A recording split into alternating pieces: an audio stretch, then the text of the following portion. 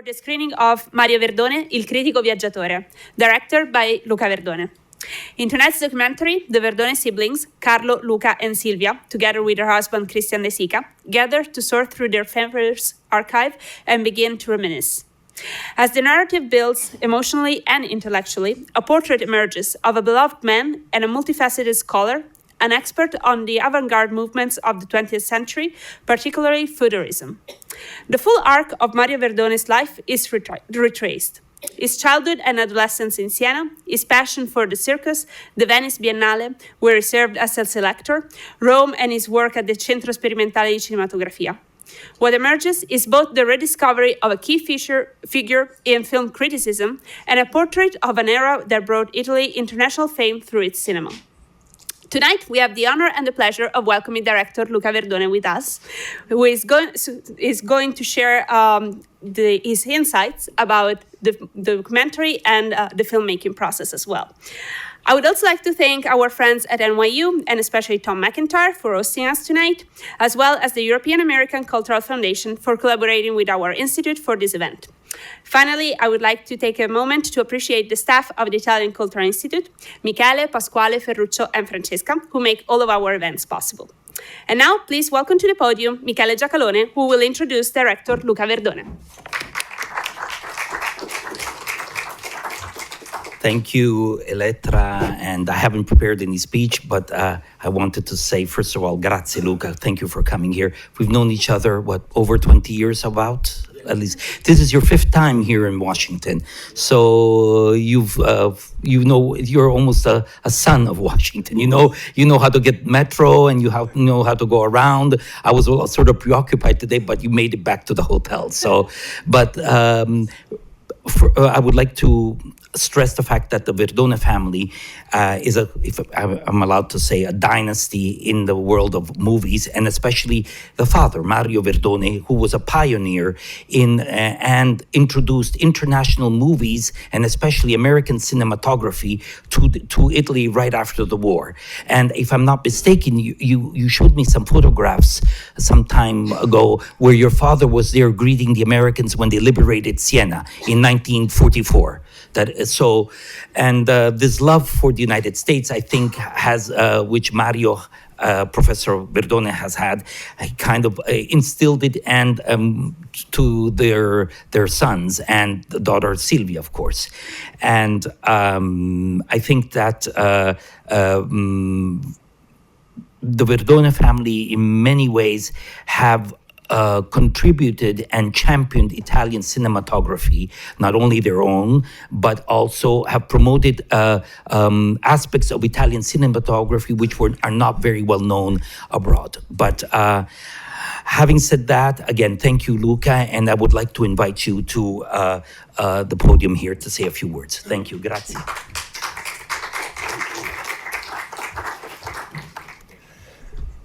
Good evening to all.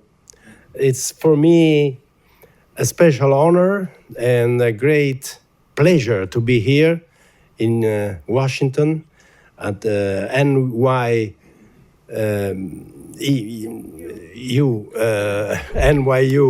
University, in which I saw the picture of Martin Scorsese. So I bend myself to this master. And I will tell you something about this docu film. It's a portrait of my father.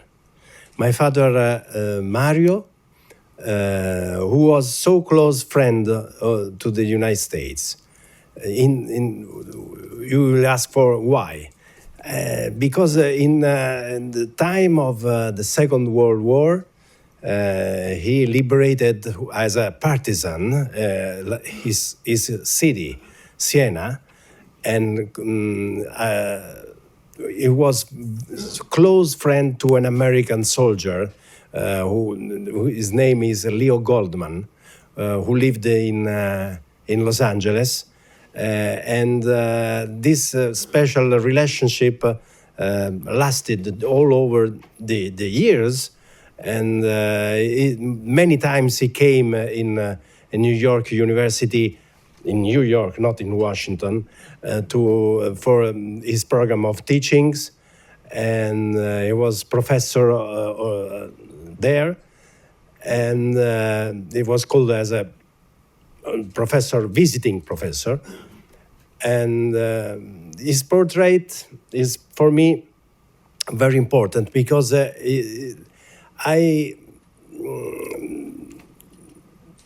searched the clues of my family and the clues of my personality, because of my preparation, my cultural approach to my life as a director is a debt to my father. It's a debt to my father, and with my father, I built my personality, and I met the masters, the supreme masters of Italian cinema, Sergio Leone, to whom I was very close friend, and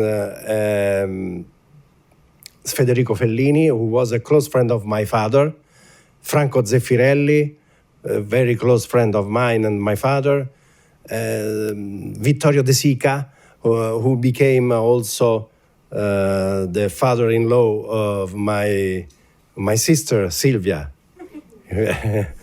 And my father had an important chance to release the bicycle thief in Paris in 1949, and that was the point of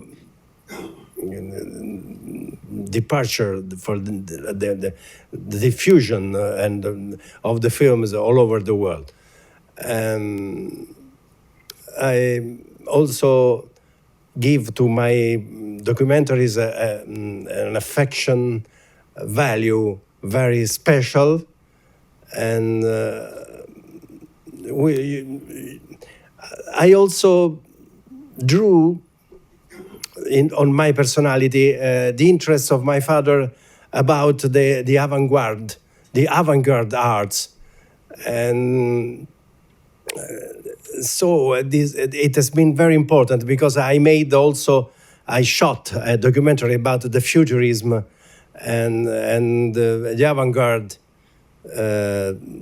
current of streams in Europe during the World War and after the World War II. It's a portrait very sincere and very delicate, and I give you all the chance to judge it and to consider that as a tribute to the world of the cultural interests without interest, political or partisan interest.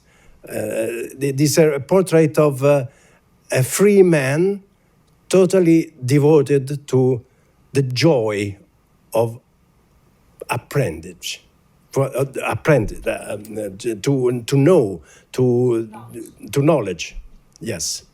Thank you very much. I don't really have a question. I just loved it so much, your tribute to your father with your siblings. It was so inspirational and beautiful. Thank you very much. Thank you very much. And I think that a son, if he liked and appreciated the life of his father, should be involved in this kind of tribute. Because praising the life of fathers means very much, means so much in life. And I think that it is an attitude, a religious attitude, that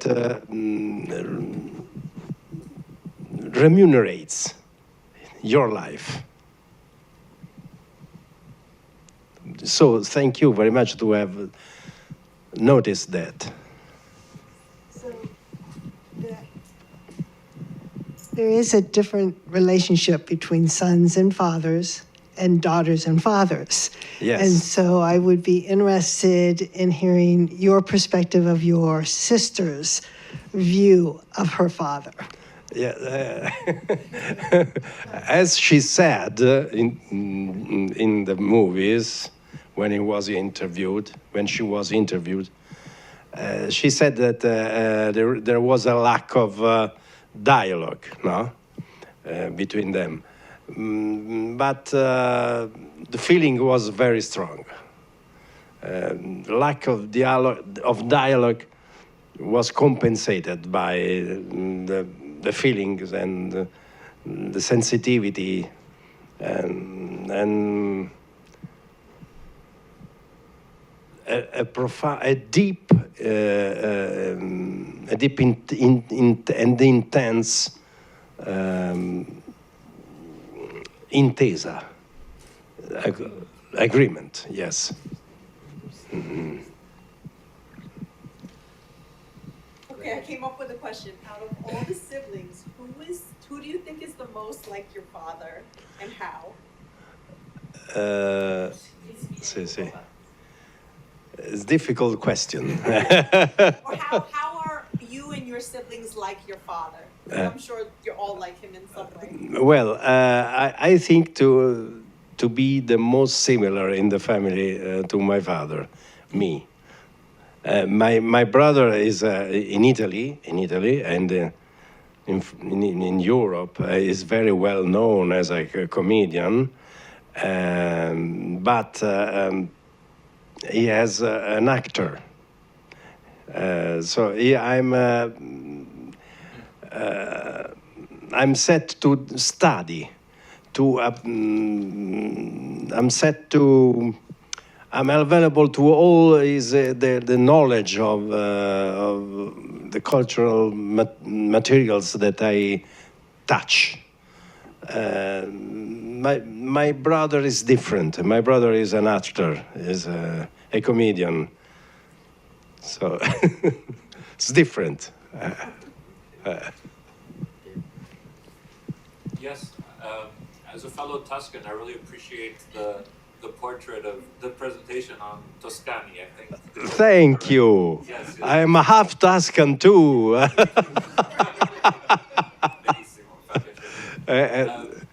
wanted to, on the subject of Siena, I think it's a beautiful portrait of Siena. What is your relationship to Siena now? How do you feel? Has it changed a lot from your childhood, from your life? I have my views, but I'm interested to hear yours. Well, Siena means so much for me. Siena formed my personality. I had at the university courses a personality such as Cesare Brandi, the most important historian of art in Italy. And his teaching formed myself so much. And all the figurative culture of Siena formed also my work as a director, because I directed many movies about art. And the last one is a portrait of Giorgio Vasari. And so the contribution of Tuscany in my career is basic. It's basic, and I also love so much the vitality of the Palio di Siena, the race of Palio di Siena that communicates with me a part very important of medieval blood that maybe flows on my veins. I'm also part of La Selva. Yes. Just, I forgot to mention before my little speech is the documentary was awarded the Nastro d'Argento, the silver ribbon, as the best documentary. So the silver ribbon with the Davide Donatello are like the Italian Oscars. So he was awarded last year, yes. Correct, in 20 at the Festival of Rome. Go ahead. I think I can talk without the microphone, but anyway, I'm very much interested in what happened to all the rest, because I can imagine that what we have seen is just the tip of the iceberg. Photos, papers, script. I can only vaguely imagine where is all the rest. I want to hope archived at the Centro Sperimentale. Yes, is distributed between archives of National Library of Siena, Washington. In Washington of library in Washington also there is always right. Yes. The library is named after his Yes. Also in Washington. So, and in the embassy of Italy, there is in the library a label that remembers his work and his contribution to Italian culture. So I'm very proud of that. Yes. Yes. And a more personal comment. Beautiful, beautiful movie, but especially thank you for the Ferrarotti part, being a Ferrarotti, student. the best friend I of my was father. a student of Ferrarotti and I didn't know. It's a myth. Ferrarotti is a myth. He's the sociologist.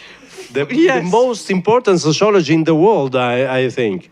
And for me, it's really down memory lane, because I haven't Yes. thought of Ferrarotti Yes. for years. It's a myth. For But me, it's a myth. I had my exam Sociologia with him.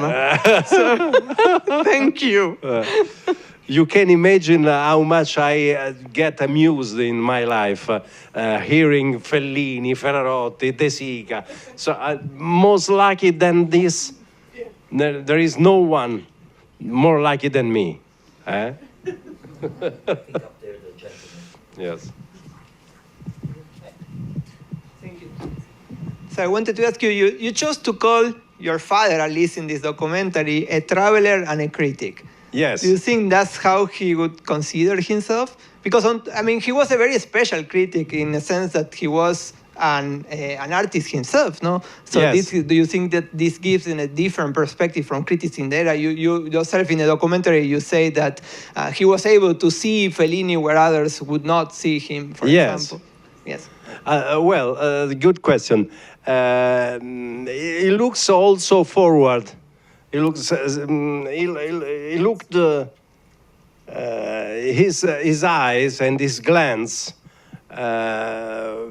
prevented what after him happened in the world of the critics. And you,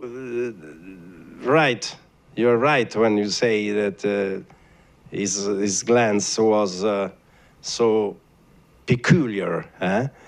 And as the critics and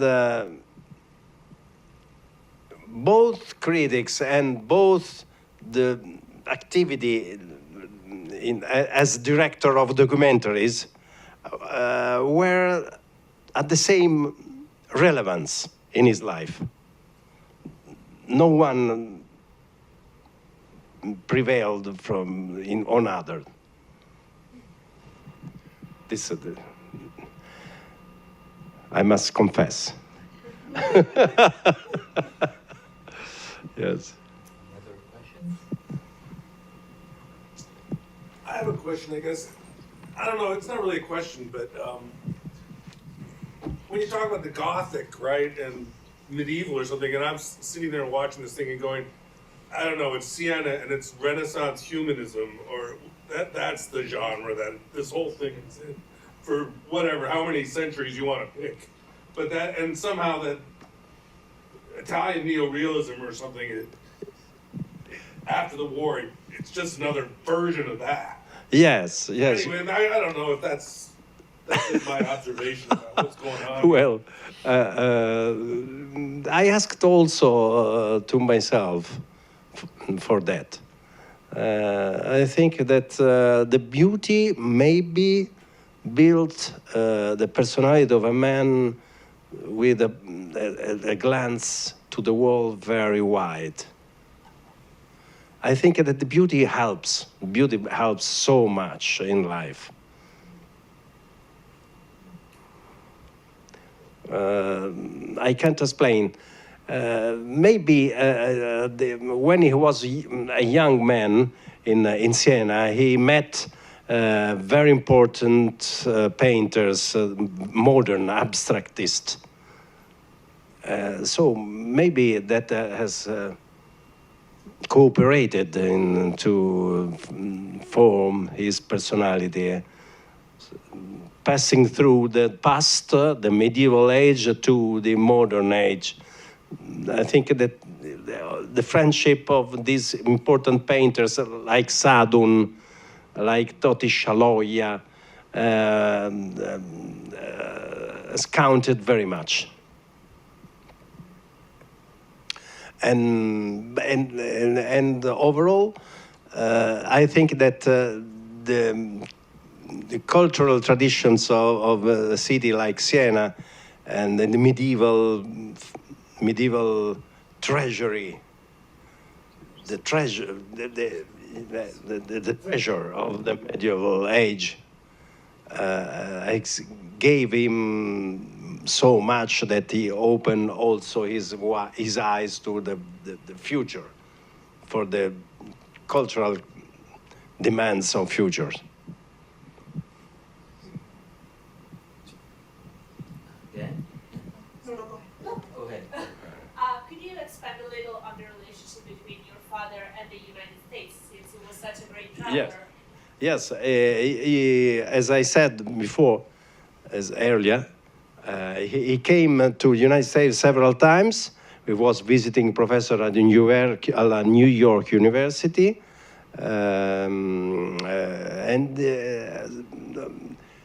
Mainly, he was contacted got in touch with American professors for all the issues of the avant-garde arts, in which he was very involved.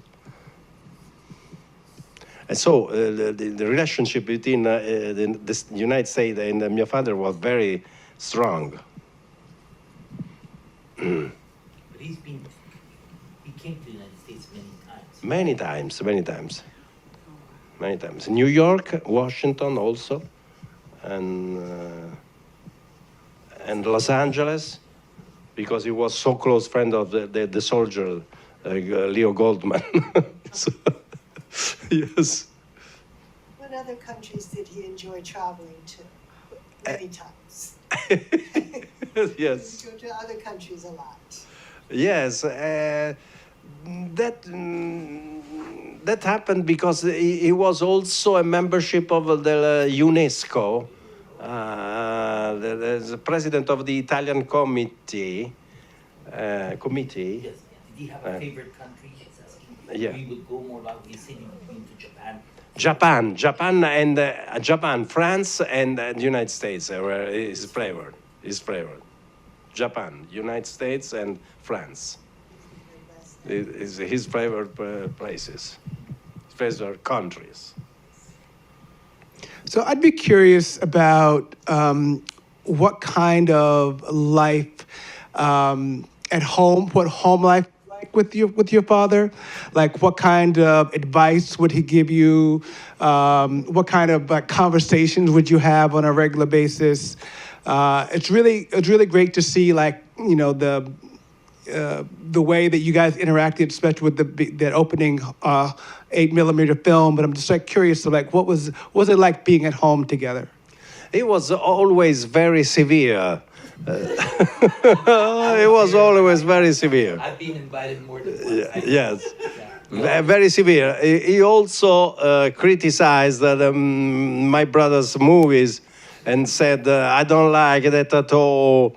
For many movies of my brother, and with me was less severe than than it was with my brother. Less severe, because he recognized that I was similar to him in a way. So the advices he gave me were to be formally perfect. He liked so much visuality. Visuality was the first for him. The politeness in the formality, and intelligence in assembling and editing the movie. He gave it very important, much important. I have a small anecdote. Yes. You don't remember. I was at Cantalupo. We were supposed to have, it was a hot summer day. We had to have lunch. It was prosciutto, melone. And so you were showing to him, Papa, it was l'Italiano in Algeria or something like that. He just went across the screen and says, there's too many people. It's too crowded. Get people out of the thing. Let's go eat. And that was the only phrase he said to you. And that was it. He just gave a glance to the set that they were dancing. I think it was the last of the second act. And he said, there's too many people on the stage. Get them out, he said. That was the episode I remember. Yes. It was severe. Yeah, but sympathetic. Very nice. Yes. He was a man. He was a man full of irony, and never takes himself seriously. But he was seriously considered by all the academic world and seriously